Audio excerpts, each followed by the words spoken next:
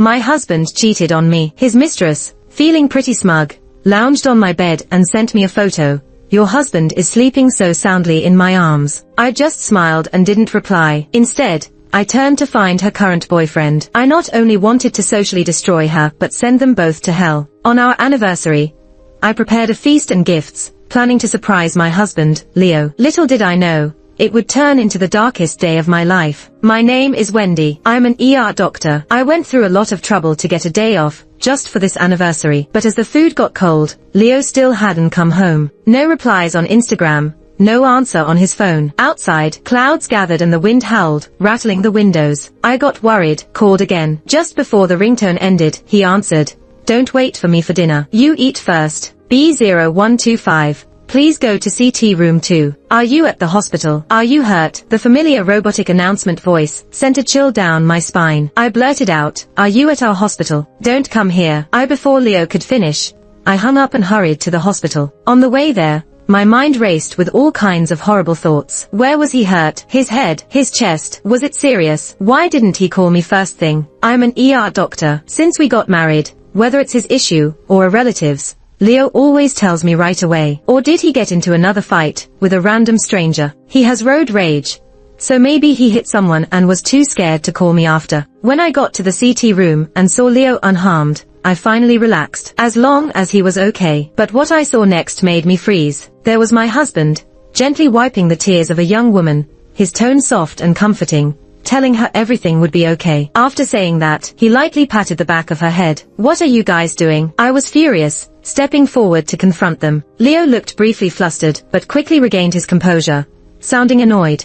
Didn't I tell you not to come? You don't answer messages or calls. What's wrong with you? The weather was awful today, with strong winds. On the way here, I almost got into an accident, but instead of comforting me, he scolded me. The tension was palpable. His anger made my nose sting with the urge to cry. It felt like I was the one at fault. The girl next to him shakily stood up, desperately trying to explain. Sis, I'm really sorry. Please don't misunderstand. The wind was so strong today. As soon as I stepped out of the office, I got hit by a falling sign. Leo happened to see it and insisted on taking me to the hospital. Only then did I notice a small bruise on her forehead. Her face was pale and terrified, as though I was bullying her on purpose. She was young, pretty, and pitiful. She worked at Leo's company. I think her name was Sandy. Towards the end, Sandy even sounded like she might cry. She looked at Leo cautiously. Leo, you should explain. Don't let an outsider like me affect your marriage. I noticed that while saying this, Sandy lightly tugged at Leo's sleeve. Leo frowned, looking impatient. What's there to explain? There's nothing between us. Wendy, why are you making a scene? He glared at me. He seemed genuinely angry. Was I really misunderstanding the situation? Or was he using his anger to hide his guilt? My heart felt heavy and painful, like a stone was crushing it. This was the first time he'd been so harsh with me since we met. And it was all because of a perfect stranger. Their little gestures and glances grew bigger and more obvious in my mind. Leo's inexplicable anger cooled down my emotions, making me realize that his behavior today was far from normal. But I had no concrete evidence. If I kept pushing about their ambiguous relationship, I'd be the one in a more vulnerable position. And Sandy wasn't someone to mess with. I pushed down my frustration, took Leo's arm, and smiled at Sandy. I trust my husband's character. Just don't misunderstand. But you have to understand, my husband has one flaw. He's too kind-hearted and doesn't know how to refuse people. Without giving Leo a chance to react, I pulled him away. As we left, I saw Sandy's previously innocent and pitiful expression turn sour. Once you plant a seed of doubt, it will grow and flourish on its own. I needed time to investigate and verify. Once out of the ER entrance, I let go of Leo's arm and hurried towards the car. I couldn't keep pretending. Big raindrops started to fall, chilling me both outside and inside. Leo kept pace, jogging to catch up, more frustrated. Wendy, haven't you had enough? Think about how awkward it's going to be for me and my colleague to work together now. I kept my face forward, walked faster, and angrily opened the car door. Just as I was about to drive off, Leo snatched the keys from me. His expression was stern, but his tone softened. You've already offended her and embarrassed her. That's enough. We've already gone through this whole scene. Was it really necessary? But I still had that burning anger inside me. Why had a situation that should have been his fault turned into me being dramatic and unreasonable? Throughout it all, he never considered my feelings. I moved to the passenger seat, slammed the door, and buckled my seatbelt. The wind outside had died down a bit, but the raindrops pelted the windows, making a racket that mirrored my turbulent thoughts. Maybe I was really misunderstanding him. After all, he's tall, handsome, mature, responsible, and has a decent job. It's only natural that a young girl might find him attractive, as long as he knew his boundaries and handled things appropriately. Marriage is easy, maintaining a marriage is hard. Every couple must take it one step at a time and cherish what they have. But what he said next shattered all the good feelings I had about him. She's just a pitiful kid with a rough background. You don't need to take it seriously with her. She's pretty naive. Everyone in the company treats her like a little sister. I glanced sideways at Leo. Does treating her like a sister include head pats? She sneaks peeks at you, pulling at your shirt, and her eyes show how much she admires you. Do you think I'm blind? I recalled the moment they shared earlier. The anger I'd barely managed to suppress flared up again. She has a boyfriend, all right. Stop overthinking and making up stories in your head. Leo's face turned cold. He stepped on the gas and the car shot forward. His driving got faster and faster, ignoring the terrible weather and poor visibility outside. Suddenly, a sharp brake nearly made me hit my head. Luckily, I was wearing a seatbelt, but before I could react, he rolled down the window, letting in the cold wind and raindrops as he started cursing.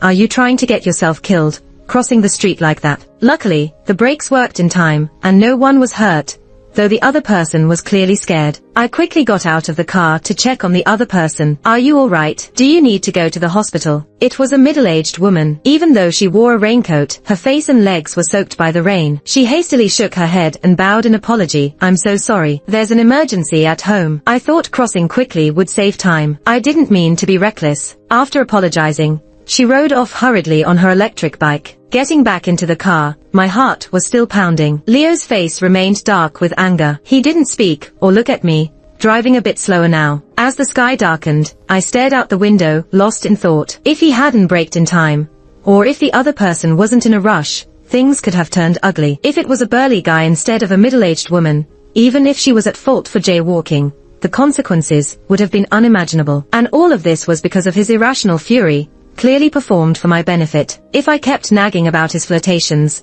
who knows if he would have crashed the car on purpose. By doing this, he could scare me into submission, shifting my focus away from his actions. Afterwards, he would casually excuse himself. You provoked me. You know I have road rage. He knew me too well, playing my psyche perfectly. But his selfishness and coldness caught me off guard, and made me break out in a cold sweat. It felt like I never really knew this man. For the sake of both our lives, I had to suppress my anger, let go of my doubts, and hide all my unhappy feelings on this stormy night. Back home, Leo noticed the food and cake on the table and finally realized it was our first wedding anniversary. I had the day off, so when I got up in the morning, I asked him, do you have any plans for dinner tonight? If not, let's eat at home. He agreed without hesitation. I thought he was pretending not to know to surprise me, but he had actually forgotten. I had happily prepared surprises and gifts for him. Now it all seemed absurd and laughable. Darling, I'm sorry. We were both too sensitive today. Leo tried to approach me for a hug, but I sidestepped. A hint of guilt flashed across his face. I'll heat up the food and cut the cake. We ate in silence, both lost in thought. The reheated food was nothing like fresh out of the pot, much like our marriage. This was our first wedding anniversary,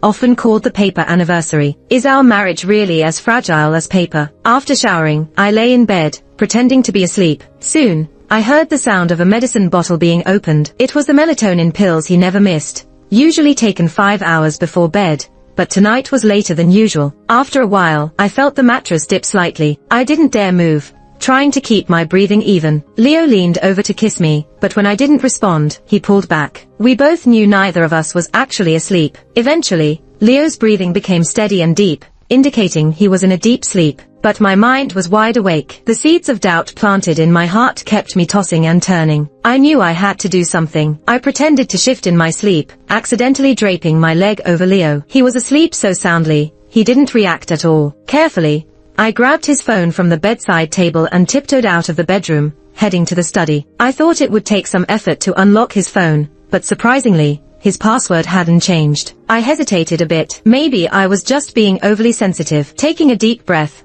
I decided to check. If I ended up being wrong, I could apologize later. I scrolled through his messages, searching for keywords like miss you, love you, good night, and hotel. Apart from our conversations, there was nothing suspicious. Looking at his transaction history, There were no strange transfers or red envelopes. His wallet details showed no odd activity. I checked his photo albums and Instagram. No suspicious or intimate photos. Maybe I was overthinking things. I sighed in relief. In his company group chat, I found Sandy's contact. Leo saved her Instagram name with her full name, and everything seemed normal. But why were all their messages deleted?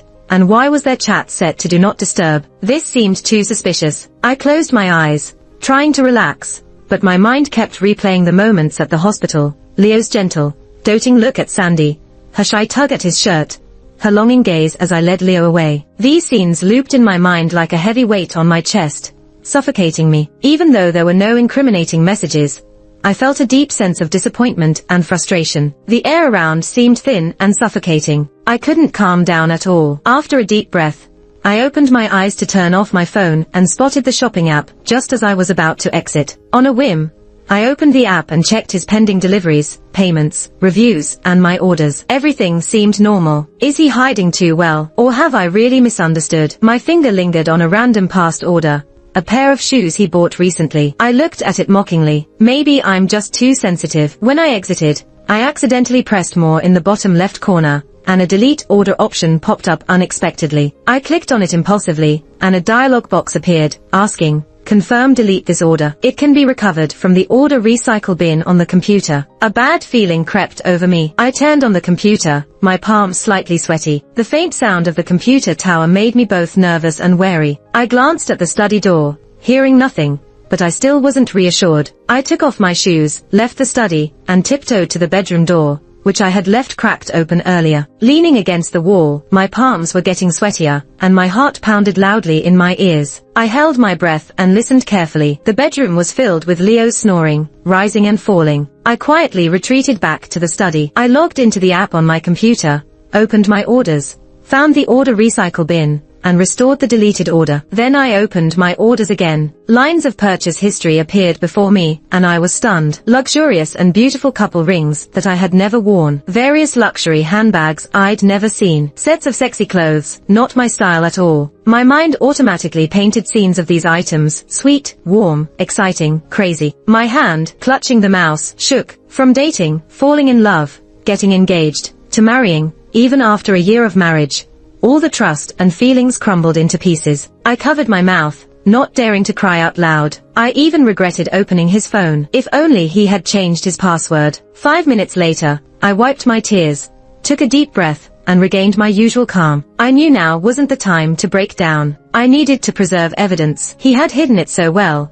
I had to be fully prepared. I picked up my phone and took pictures of each historical order, then recorded a video. While doing this, my hands trembled uncontrollably. My heart pounded. I then noticed that some of the recipients, phone numbers, and addresses for these items weren't my husband's, mine, or even his workplace's. It could only be his mistress. I saved her phone number and went on Instagram, trying to search for it. The resulting image was an anime picture, identical to the one saved as Sandy in my husband's phone. However, the Instagram name was Rainy for You. Everything was clear now, and my world, my marriage, began to collapse. I deleted each historical order record one by one. With each deletion, my heart bled, just like their betrayal of my marriage and the insult to my intelligence. The system automatically moved them back to the order recycle bin. I cleaned up and returned to the bedroom. That rising and falling snoring was particularly grating on my ears. I lay back on the bed, and he murmured in his sleep, calling me darling, stretching his hand over to hold me. It was his little quirk. He'd always pull me into his arms in the middle of the night,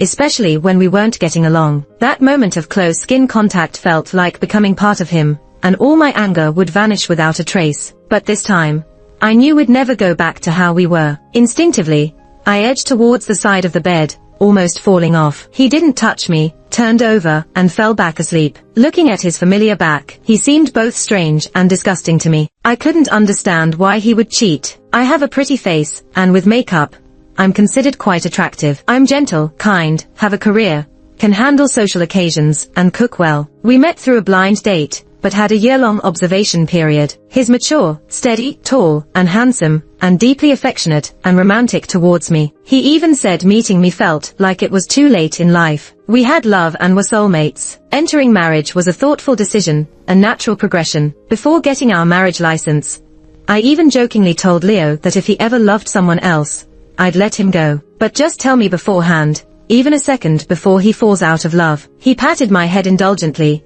Darling, loving you for a lifetime isn't enough. But after just a year of marriage, how ridiculous and ironic. He could stop loving me and love someone else, but he should never have betrayed our love, our marriage, cheating on me behind my back. His snoring gradually quieted down. At this moment, I even felt like strangling him. But then I thought, it's not worth it to ruin myself over someone like him. But letting him go just like that felt too easy. A fire of anger surged in my heart, making me toss and turn. But I had to sleep. Only by getting enough rest could I have the energy to plan carefully and make him pay the deserved price. That night, I had countless nightmares, but at least I slept some. The next morning, I made a simple breakfast and sat at the dining table, finding everything tasteless. I knew I'd have to live with a mask on from now on. Divorce was a recurring thought in my dreams, but such a major decision, how would I explain it to my parents? They're old. What if they couldn't handle the shock? Why are you up so early? Leo was half asleep, yawning continuously, and tried to hold me. I stiffened and my body instinctively rejected him. Looking a bit disappointed, he gave me a good morning kiss on the forehead. Still mad about yesterday, his deep voice with a hint of coaxing,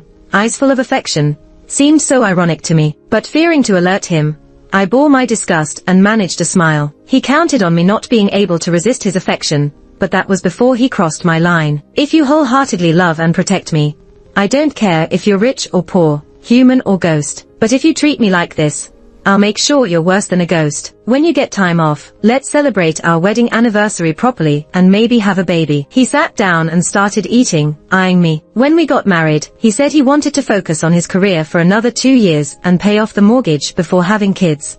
He didn't want me or the child to suffer. I was moved then, and even took on the task of paying off the mortgage with him. The house was a pre-sale. It hadn't been delivered yet. Bought before the wedding, he had only made the down payment. The house wasn't ready to move in, and the mortgage needed to be paid every month. A lot of pressure. With the pandemic, I didn't want him under too much stress. Besides, we were married and would be together for life. Being too precise about things would only hurt our relationship. Now, I'm incredibly grateful he postponed having children. My emotions were mixed, but I couldn't let him see any clue. Forcing a smile, I thought for a bit before responding, we're short-handed in the department. Dr. Emma is about to give birth, and will be on maternity leave soon, so she can't take night shifts. Our plans would at least have to wait another 6 months. I sensed a sigh of relief from him, but he was still unhappy. Does your workplace even care about human rights? They even want to control when you can have kids. I smiled awkwardly. You know the nature of emergency medicine. Pregnancies have to be reported in advance. Okay, 6 months then. If you get pregnant, stop working immediately. You guys are too exhausted every day. The child can't be at risk. I'll support you. I nodded and smiled, finally ending the topic. I've never loved the emergency department's unspoken rules as much as I do now. 6 months is enough time. After breakfast, I was washing dishes in the kitchen. Leo was very attentive, helping with everything. In the past, I'd have felt very happy, but now, I only felt indifference. Suddenly, he hugged me from behind, resting his chin on my neck. Babe, I'll make it up to you when we're off. I didn't respond. In his eyes, I was still holding a grudge. Actually, there's something I wanted to discuss with you. Our 2-bedroom apartment is too small. If you get pregnant, and my mom comes to help, it'll be crowded. I didn't turn around, continuing to wash dishes, but I knew my grip on the plate hurt. What do you think? He didn't notice my discomfort, and his tone was slightly excited. I checked out a 4-bedroom place recently. Great location, and in a school district. How about we sell this apartment to make a down payment? Turns out, all the morning's niceties were leading up to this. The apartment Leo and I currently lived in was a wedding gift from my parents. Since Leo's wedding apartment wasn't ready, my parents didn't want me to suffer, so they told everyone it was bought by Leo's family. In the year we've been married, my parents never mentioned it again. They treated him like half a son, believing that being kind to the son-in-law meant being kind to their daughter. But they forgot some people are ungrateful and calculative. If I didn't know about his affair, I would have naively agreed, making premarital property into marital property. We're a couple, everything should be shared. Current house prices are below 10,000 per square meter. Wouldn't it be too much pressure? Besides, we haven't finished paying off your mortgage yet. Will the bank approve a loan? Suppressing my anger, I pretended to hesitate. I did the math. This apartment can sell for over 800,000. We still need about 600,000. Even with our savings, there's a gap. Maybe ask your parents. If you're pregnant, moving and renovating will be bad for the baby. Besides, my place won't be ready until 2 years later. The place I saw is great. It has schools nearby, convenient for the child's future. As he spoke, he kissed my face. His flattery was obvious. When he said parents, he meant mine, not his. I need to think about such a big decision. I couldn't hide the coldness in my expression, and my tone wasn't pleasant. All right, I'm off to work. After Leo left, I wiped where he kissed me in disgust, letting the faucet water run, having no heart to wash the dishes. My heart sank. He had planned everything, using the child and the school district to lure me, even intending to count on my parents. I'm grateful I checked his phone last night. Otherwise, I would still be helping him blindly. I even started doubting if his reason for marrying me was truly our soul connection, as he claimed. When we got married, my parents complained about his apartment issue. I didn't care back then. I even naively thought of putting his name on my parents' pre-wedding property, to show my unwavering love. I trusted my judgment since we were so happy together. My brother disagreed, calling me foolish. We had a big fight, and I thought he was jealous. In the end, my parents made a compromise. If 3 years passed and I still wanted it, they wouldn't object. Was he really in such a hurry? Or was I too blind?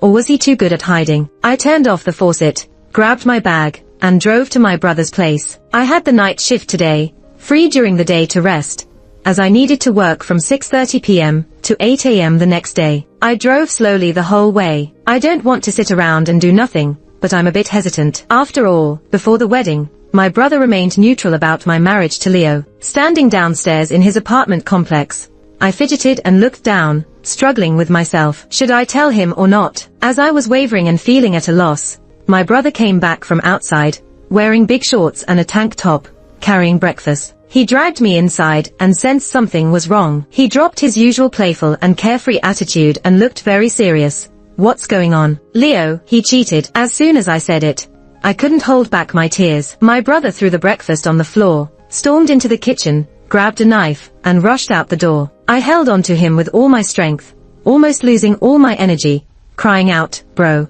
I don't have a home anymore. Can you please not make things worse?" My brother paused, threw the knife on the ground, and angrily paced the living room. For a long time, "Wendy, if you forgive him, don't call me your brother anymore." He was very worried, but I could see he was trying hard to control his emotions. My brother Mike is 30 this year, 3 years older than me, but since we were kids, he took pleasure in teasing and bullying me. He's a bit of an oddball, still committed to being single at 30. He says he hasn't met a girl he's willing to spend his whole life with and doesn't want to settle. I teased him about marriage phobia. Today, I understand, he's clear-headed. He can bully me, but he won't tolerate anyone else doing it. The house, were you scammed out of it? I shook my head without speaking. At least you have some sense. So, what do you want to do next? Mike pulled me onto the sofa and wiped the tears from the corners of my eyes. Crying won't solve anything. After saying that, his eyes turned red. I don't want to let him get away with it. My nose tingled, but I held back my tears, clenching my fists so tight that my nails dug into my palms, almost drawing blood. I want to make him go to hell. I've never been so determined. Mike, can you do me a favor? Mike nodded solemnly. In all the years I've known him, he's rarely been this serious and earnest. And don't tell Mom and Dad. During my night shift, I sent Leo a message. I told him to come with me to my parents' house the day after my shift and my day off. He was very happy. He thought I was going to work on my parents about the house. In reality, I wanted to use these 2 days to calm down and think about how to get back at him. Though Mike usually seemed carefree, he worked very hard when he got serious. Just like his business, which has held up decently over the years, especially during the pandemic. Despite his own connections and resources, when he placed a thick stack of documents in front of me, I was still amazed at his efficiency. Sandy has an older sister and a younger brother. When she was 4, due to family poverty and her parents' preference for boys, she was given to relatives and wasn't claimed back until she was an adult. She's suspicious, sensitive, and vindictive, always drained by her original family and brother, but she seems to enjoy it. She now has a fiancé with detailed information about him, his phone number, and Instagram handle included. I did hear Leo mention Sandy's unfortunate background, low education, and frequent mistakes when she first joined the company, always making him clean up after her. At the time, I advised him that young girls have it tough and that newcomers always have a learning curve, so they need guidance and care. Just like us, fresh out of med school, knowing nothing until teachers and senior doctors patiently taught us to diagnose and treat patients. Later, he mentioned the girl less frequently, which I never thought about too much. I never imagined he was taking care of her so well that he ended up in bed with her. Her background is pitiful, but that doesn't justify her interfering in my marriage. As I flipped through the documents, I found her medical records. On a whim, I logged into the clinic's electronic medical record system. Even though we're in a small town, I work at the best hospital here. When people are sick, they usually come to us first. I opened the appointment print tab, adjusted the time frame to a year, and entered Sandy's name. Several records came up, and I matched them by age and ID number, printing out the relevant ones. At that moment, I was grateful for the hospital's policy of granting the emergency department access to all medical records. Due to the sudden and complex nature of emergency work, the emergency department is allowed to print medical records aside from the main office. I carefully examined the records. Sandy had multiple gynecological visits for menstrual pain and several ENT visits for nosebleeds, with short intervals in between. Suddenly, I remembered how Leo took melatonin every day. My mind quickly formed a nearly perfect plan for revenge. I want them to fall into ruin and despair forever. As soon as the early shift ended, I left work right away. Today, I'm going to see someone, Howard, Sandy's current fiancé. When I first saw him, he looked just as described, a simple, honest, and somewhat awkward technician. When I laid all the evidence before him, his face twisted in disbelief. He claimed I was slandering his girlfriend, and refused to believe Sandy could do such a thing. I guess, at this moment, your girlfriend is still at my house. I felt both sympathy for the man in front of me and a sense of irony for myself. Did you install surveillance? Howard asked, still clinging to hope. The whole thing happened too suddenly. I didn't have time to set up surveillance. I sighed helplessly. So, it's all your speculation. I trust my girlfriend. I won't let a stranger's baseless accusations affect our relationship. Seeming to muster a lot of courage, Howard finally spoke. I took out my phone and opened the app for my smart body fat scale, skipping past the basal metabolic rate, fat rate, and muscle rate. I focused on the time and weight shown on the screen. Last night at 8 p.m., 45 kilogram. At 11 p.m., 46 kilogram. This morning at 7:30 a.m., 44 kilogram. Last night, they must have had a late night snack or something. If you still don't believe me, you can call to confirm. I looked at Howard calmly. He went from disbelief to hesitation and doubt. After 2 minutes, he finally took out his phone and dialed a number, putting it on speaker. "What's up?" a sweet and lazy female voice answered, with a touch of playfulness. It was definitely Sandy. "Isn't today the weekend? I miss you. Let's meet up." Howard was testing the waters, but I could tell he still had a sliver of hope. "But I have a cold. Wait a few days until I feel better, and I'll come find you. I don't want to get you sick," Sandy said, deliberately sniffing and coughing twice. "Then I'll come to your dorm and bring you some medicine." Howard's face started turning cold as he said this. No need. I've gone back home. I'll come see you after work on Monday, okay?" Sandy tried to cover it up, but we both heard the trace of panic in her voice. "All right, I'll be working overtime these 2 days too. See you Monday," Howard said and hung up. She said she went back home, not that she was at home. A trace of sadness appeared in Howard's eyes, as if talking to himself. "Why are you telling me this? Why do you have a scale at home?" "The scale is because I might want to get pregnant in the future. So I got this smart body fat scale. I hoped for better quality embryos, but it turned out to be useful in this situation. I wanted to save my marriage, but your girlfriend doesn't seem to think so." While saying this, I secretly pinched my thigh to squeeze out some tears, making myself look like a desperate woman trying to hold on to her husband. In this society, men cheating can usually be forgiven by most women. But if a man is betrayed, almost no one can forgive it, regardless of their wealth, job, or social status. "Take me there," Howard said, and I still looked sad on the outside, but inside, I was smiling. People are strange creatures. No one wants this to happen to them. At first, they deny it, but once confirmed, their curiosity and even desire for revenge grow exponentially. The one who breaks the rules, in choosing the excitement, automatically ignores the consequences of breaking the exclusivity of love. They even arrogantly think they've hidden it well. How could they be discovered? I gently turned the doorknob, and what I saw in the living room is something I'll never forget for the rest of my life. Sandy was wearing my dress. They were disheveled and flushed, about to proceed. Perhaps they heard a noise and turned their heads simultaneously. Our eyes met. I already knew Leo was cheating, and I was prepared on the way here. I even persuaded Howard to just bring his girlfriend home. But seeing them shamelessly and blatantly nestling on my sofa was still hard to accept. Life is too melodramatic and cruel. Leo hurriedly pulled up his shorts, and Sandy froze in place, stunned. Before I could react, I saw a figure quickly rush past me, followed by a loud slap sound. Howard had slapped Sandy hard. Then he roared angrily, "Weren't you supposed to have a cold? Weren't you supposed to be back home? Let me explain. There's a misunderstanding here." Sandy didn't even bother covering her face, frantically arranging her dress and stuttering while speaking. But halfway through her explanation, she couldn't keep lying and changed the topic. "This is the first time I was forced into it." That sentence was like a bomb. Howard immediately turned on Leo, raining punches and slaps on him. Leo was confused and ashamed at first, but quickly fought back. The two men wrestled fiercely. Punches and kicks flew. As the fight grew more intense, they started grabbing objects within reach. The scene was chaotic. The glass on the coffee table shattered on the floor with a crisp sound. I took out my phone and began recording. It was a pity that although I had prepared a voice recorder the previous day and charged it,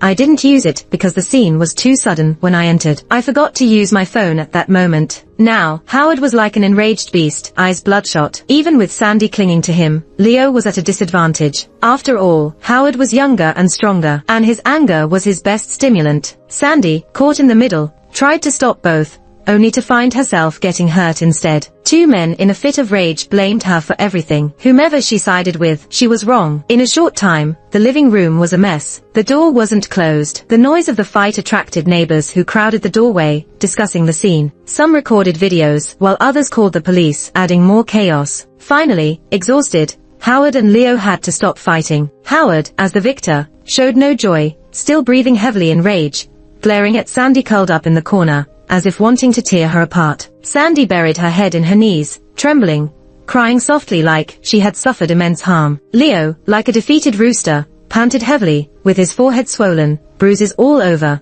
but his nose miraculously unscathed. On the way over, I casually mentioned to Howard that I'd seen plenty of fights in the ER where the fighters were pretty skilled. They managed to give the other person a rough time, vent their anger, but not cause themselves too much trouble. Just a minor injury charge. I also told him that the nose bone and eardrums are particularly fragile. I turned off my phone and watched the early end of this scene coldly. What a pity. Howard didn't hit hard enough, and that scumbag Leo didn't suffer enough. Sandy's reaction today was also a bit surprising to me. She was much weaker than I had imagined, which left me feeling somewhat unsatisfied. Maybe Howard's presence kept her from showing her true colors. Sensing the quiet around her, Sandy stopped crying and looked up. Her face, smeared with blood and tears, looked pitiful and somewhat ridiculous. I curled my lips into a mocking and provocative smile. Suddenly, the innocent, doe-eyed look she usually had disappeared, replaced with a resentful and vicious glare. Staggering, she approached me. "You set this all up, didn't you?" I put on an innocent, panicked look,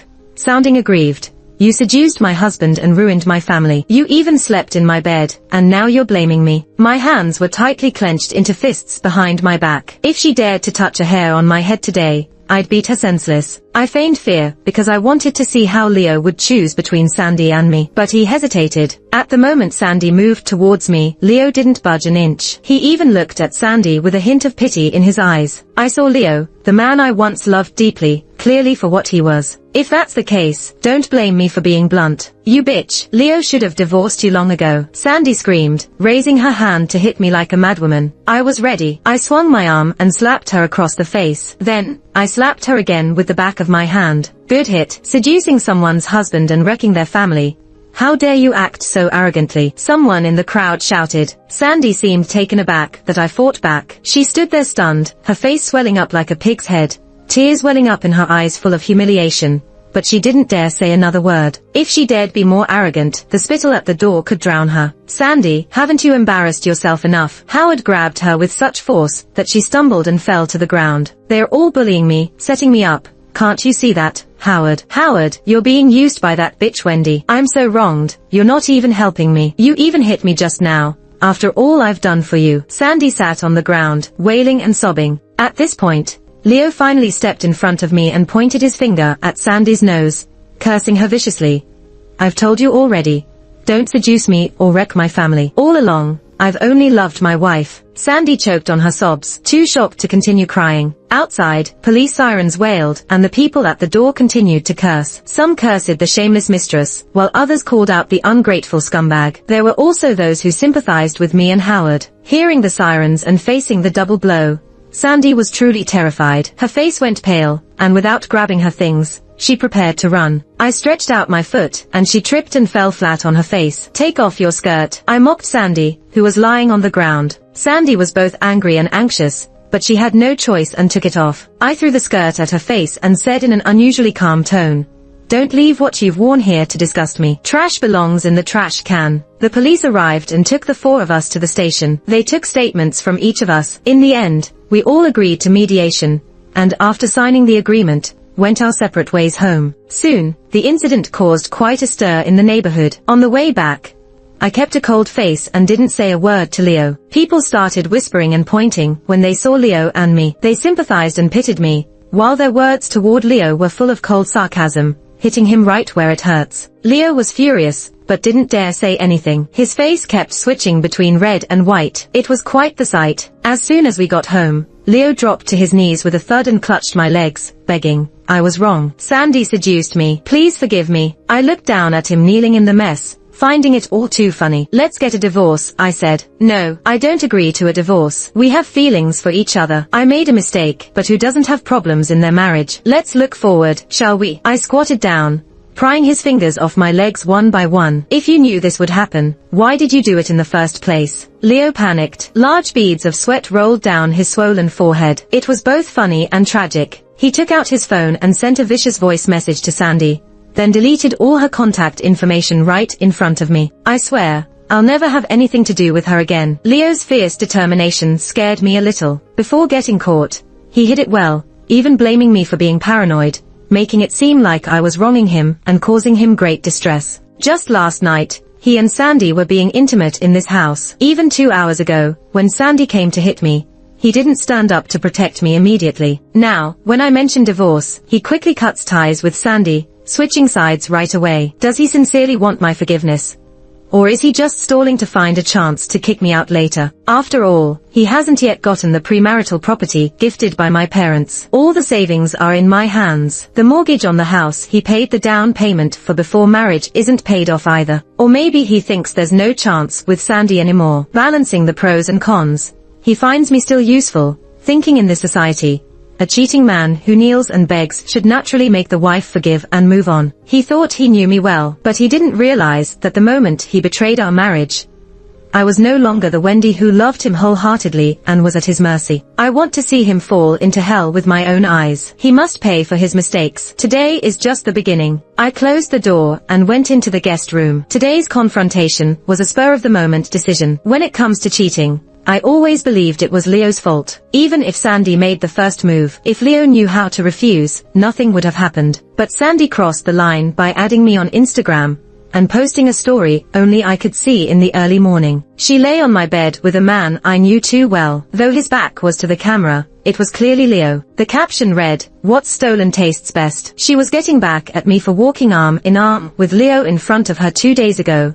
feeling abandoned in that instant. It likely reminded her of being abandoned by her own family, stirring up her sensitive and suspicious nature. So, while I was on the night shift, she couldn't wait to come to my house and exact her petty revenge. She wore my dress, slept in my bed with my man, and even flaunted it openly. So I found Howard, but I didn't show him the pictures Sandy sent me. I feared he'd get too angry, call Sandy, and refuse to come catch them together with me. Nothing is more impactful than seeing it with one's own eyes. The deepest hurt always comes from those closest to us. Silent treatment is a dull blade. It won't kill, but can make life unbearable. Leo began to change, becoming more attentive. He who never cleaned the house now made sure the place was spotless, even cleaner than before. He made elaborate breakfasts. I ate with a cold face and said not one word. While the food was good and clearly well prepared, I didn't offer any compliments. I saw him busy in the kitchen, but acted as if I didn't and turned back to the guest room. We slept in separate rooms. Our communication was minimal. If something could be said in one word,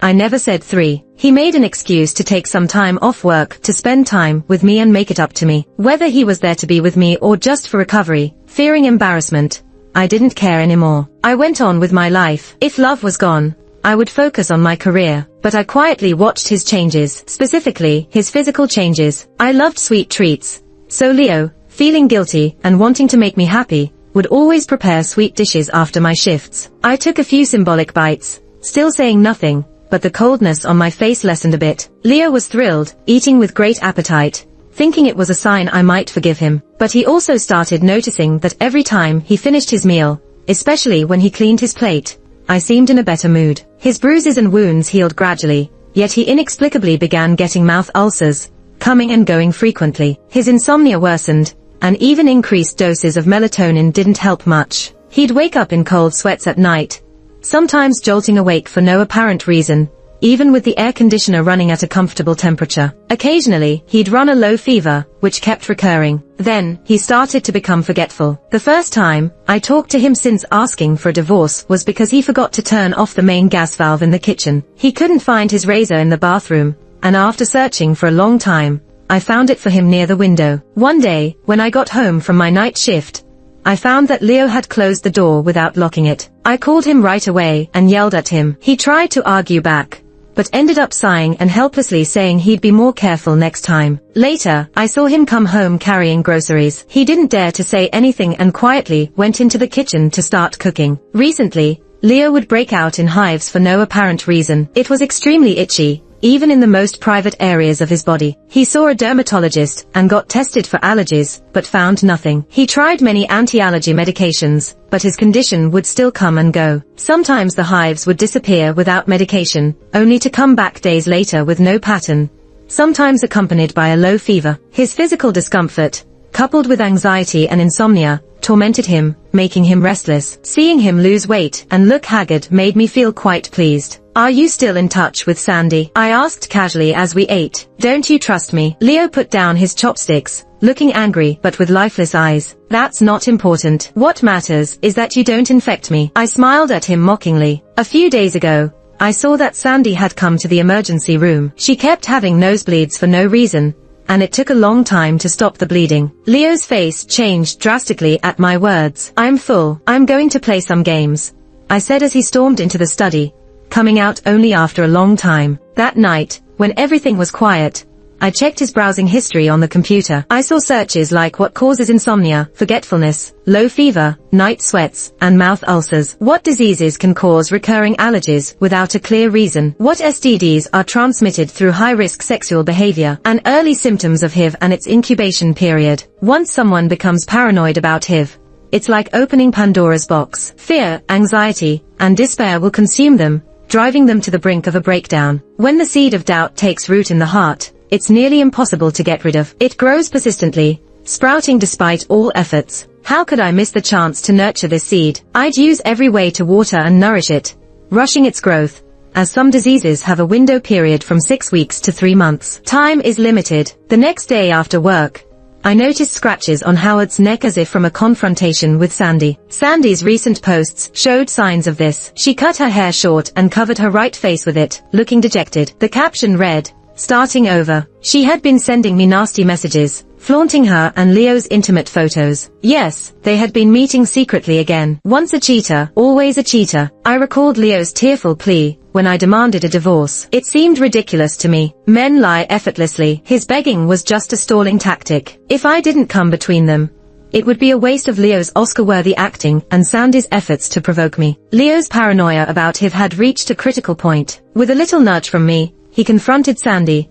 finding an outlet for his anger and the root of his problem. He wouldn't let Sandy off easily this time. Her covered face might just be the result of their confrontation. I was in a good mood and made a feast that night, knowing a thunderstorm was forecasted. After dinner, Howard was unusually thirsty, drinking frequently. Despite wearing light clothing, he felt hot and restless. "Can you sit still for a bit?" I asked, browsing on my phone, but watching Howard intently. "It's going to rain. It's too stuffy and hot," he said, adjusting the air conditioner. Sweat dripped down his face. I said nothing, grabbed a long shirt from the bedroom, and put it on. Tonight, I'd share the bedroom with Howard. Since his symptoms started, his desire had plummeted. Even when he tried to be nice or initiate intimacy, my reminder of his time with Sandy would extinguish his desire. "I'm tired. I'm going to bed," Howard said angrily, going to the bedroom. I knew he was mad at himself. When I entered the bedroom, he was tossing and turning, unable to sleep. I pretended to sleep, but stayed alert. He got up several times,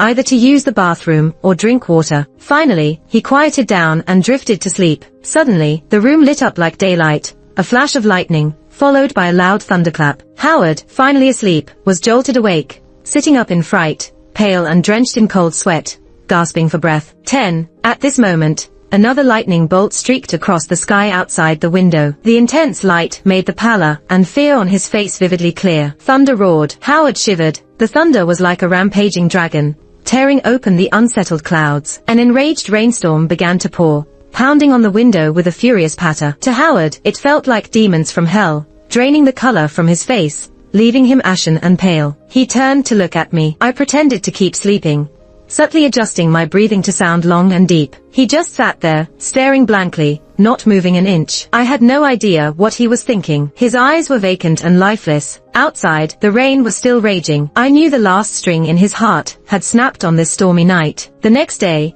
Howard had a high fever that wouldn't go away. He drifted in and out of consciousness, sometimes rambling nonsense. I wanted to take him to the hospital, but when he was lucid, he stubbornly refused, insisting he just caught a chill last night. Fear of doctors, it's truly terrifying, but I liked it. I gave him some fever medicine. Luckily, I was off that day, so I could stay home and keep an eye on him. If things got really bad, I'd call 911 right away. I wasn't exactly a saint, meticulously taking care of him. I was there to make sure I could send him where he needed to go personally. By evening, his fever had finally broken. His face wasn't flushed anymore, but he suddenly became very irritable, nitpicking the porridge I painstakingly made. In the end, he turned his back on me, refusing to eat. Might as well let the fever finish him off. But when he was alone, he started to mumble to himself, feeling down and depressed. Sometimes, his eyes grew vacant. I'd call him, but it would take him a good while to snap out of his thoughts. Sometimes he'd respond, but sometimes he'd just look at me blankly and then drop his head again, lost in thought. I recorded all his behavior today. Watching him being all crazy and depressed, my heart danced with joy. Things were working. Soon,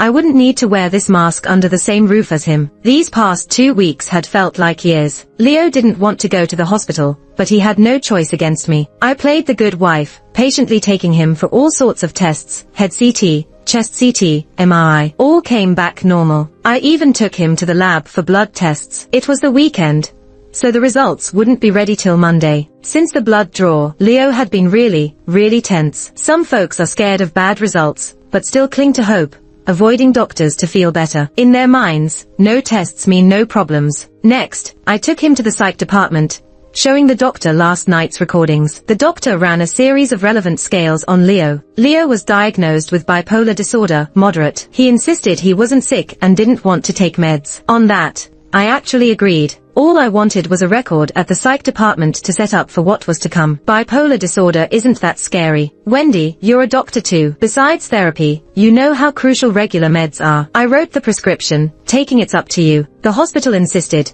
so I complied reluctantly. But inside, I was overjoyed. I wanted to laugh, but couldn't. I got Leo some sick leave, claiming he had recurring fevers the local hospital couldn't diagnose, and I wanted to take him elsewhere. With the pandemic, everyone's sensitive about fevers. Leo's boss quickly agreed, assuring us not to rush back until his condition was clear. I did all this to scare Sandy. After we returned from the hospital, even before the STDs and HIV tests came back, Leo's condition worsened. Sometimes, he'd wander around or start singing wildly, then fall into deep, mumbling depression, his eyes empty, like a living corpse. Sometimes, he'd ask for meds, but then suddenly throw them all away, even showing suicidal tendencies. In the end, I had to send Leo to hospital, our local psych ward, using his medical records. After leaving the hospital, I called my mother-in-law. That's when I learned Leo's father had died from mental illness. Leo had witnessed his father's suicide by hanging at age 10. I'm a materialist, an atheist. Some mental illnesses, from a medical standpoint, are hereditary, but bipolar disorder isn't necessarily so. If he hadn't cheated,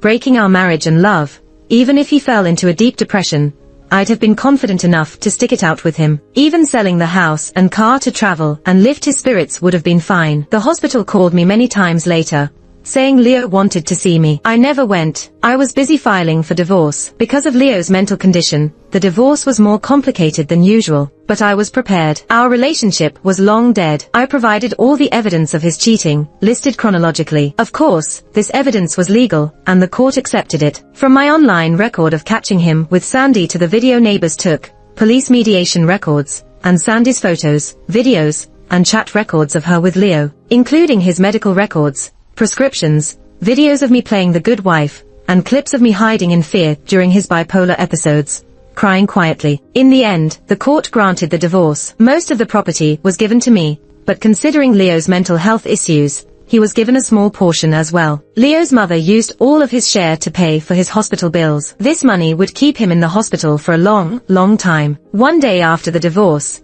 I took Leo's lab report and made a point to visit him. The doctor said his condition was worsening. He had even started refusing to eat. I saw Leo curled up in the corner of the hospital room. Despite always being clean, he ignored the dirty, messy hospital gown. He was picking at the wall with his fingers, his eyes hollow, murmuring, "I'm not sick. I'm not sick." It had only been a few months, but he looked so much older, utterly drained of his former energy. I chuckled softly. "Of course, you're not sick. What illness could you have?" Leo seemed to hear my voice. He lifted his head in shock. When he saw it was me, a glimmer of light flashed in his dull eyes, then quickly turned to a furious glare. "Wendy, you planned all this, didn't you?" I shrugged innocently, smiling. "What does this have to do with me?" Leo shook his head, thinking for a bit, then rushed at me like a madman. But the iron security door of the hospital room was locked, leaving only a small window. "Then why do I feel so awful? Do I have AIDS?" I took out the lab report and waved it in front of him. "HIV negative. You're perfectly fine." "Then why?" He began to mumble, unable to understand. I smirked and explained slowly, "It's because of your diet that you have those weird symptoms." Why was I feverish, sweating, forgetful, and allergic? I laughed lightly. I turned off the air conditioning at night. It gets hot in midsummer, right? And as for the fever, with the 9-story building's draft at night, catching a chill is easy. As for the forgetfulness, I chuckled.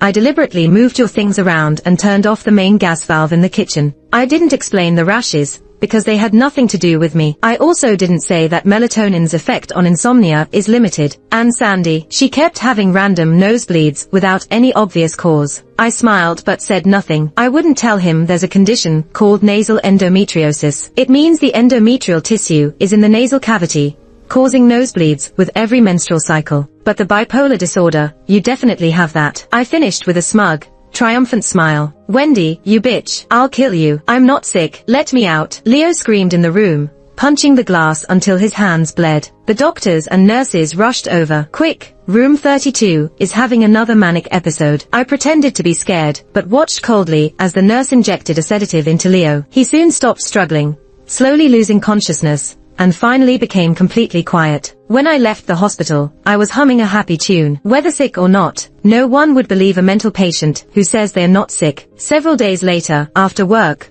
I saw a man carrying a girl into the emergency room. "Doctor, help. She drank pesticide." I recognized the man immediately. It was Howard, Sandy's boyfriend. Wearing a mask, I took a peek into the emergency room. It was definitely Sandy. She was foaming at the mouth, barely breathing. Even from afar, I could smell the strong garlic odor of pesticide. I learned from Howard that after the cheating incident, he broke up with Sandy and took back the engagement money. That's when he found out Sandy had used the money to pay for her brother's house down payment. With the engagement money reclaimed, Sandy's status at home plummeted. She became the humiliated daughter who disgraced her parents, a useless sister who couldn't help her brother. Around that time, Leo was on leave. Sandy's nasal bleeding was on and off, causing her to doubt herself more and more. She thought she had an incurable disease and kept coming to the hospital for blood tests. Eventually, Sandy couldn't take it anymore. She kept asking Howard to reconcile, but he refused. Today, she threatened suicide by drinking pesticide. The emergency room door closed, and the doctors and nurses were doing their best to save her. As for Sandy, whether she lived or died, it was no longer my concern.